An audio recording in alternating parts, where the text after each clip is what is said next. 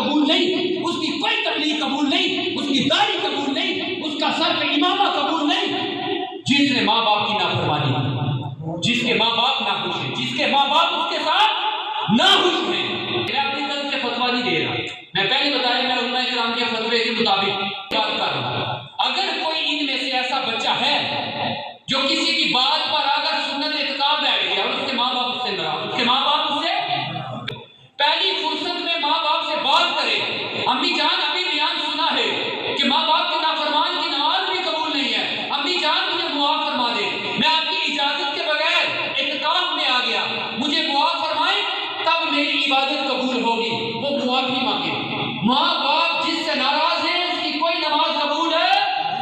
نہیں ہے۔ قرآن کا فیصلہ ہے، رب تعالیٰ فرماتا ہے انشکر لی ولیوالدیک، رب فرماتا ہے کہ میرا اور اپنے ماں باپ کا شکر ادا کرو۔ رب کیا فرما رہے ہیں؟ میرا اور اپنے ماں باپ کا شکر ادا کرو۔ علماء کرام فرماتے ہیں قرآن میں جہاں دو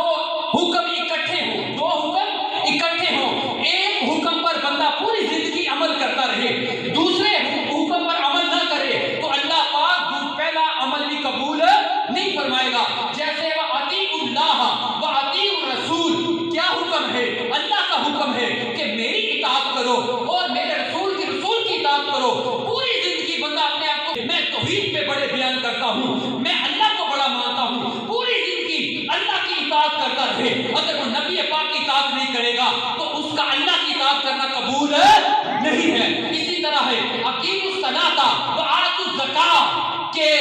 نماز قائم کرو اور زکات کو پوری زندگی بندہ نماز پڑھتا رہے، سجدے کرتا رہے اور اس پر زکات واجب ہے اور زکات میں سستی کرے، پوری زکات ادا نہ کرے تو اللہ پاک اس کی نماز قبول نہیں کرے گا۔ پوری زندگی اللہ کا شکر ادا کرتا رہے، سجدے کرتا رہے، تہجد گزار ہے، اس کے ماتھے پر محراب ہے، نشانی پڑ گئی ہے، سجدوں کے نشان ہیں، بڑا اس کو لوگ اس کے ہاتھ چومتے ہیں، بڑی رسپیکٹ کرتے ہیں، اگر وہ ماں باپ کا شکر ادا نہیں کرتا تو اس نے اللہ کا بھی شکر ادا نہیں کیا۔ قرآن کا فیصلہ ہے انشکر لی ولیوالدیک، کہ میرا اور اپنے ماں باپ کا شکر ادا کرو۔ اور یہ اگر ماں باپ کا شکر ادا نہ کریں، دنیا داروں کا شکر ادا کریں تو وہ اولاد کسی کام کی نہیں ہے۔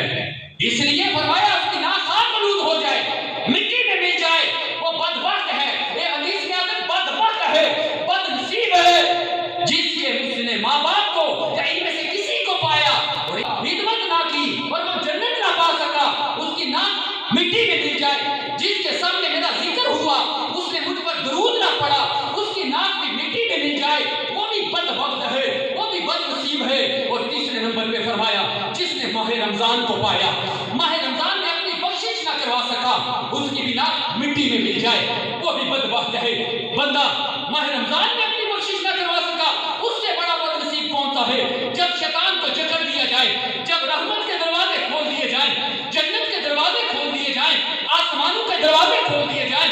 شیطان کو جکڑ دیا جائے، جہنم کے دروازے بند کر دیے جائیں، جنت کے دروازے کھول دیے جائیں، پھر بھی ایسا کوئی بد نصیب ہے جو اس مہینے میں بھی گناہ کرتا رہے، اس مہینے میں بھی میچز میں شرکت کرتا رہے،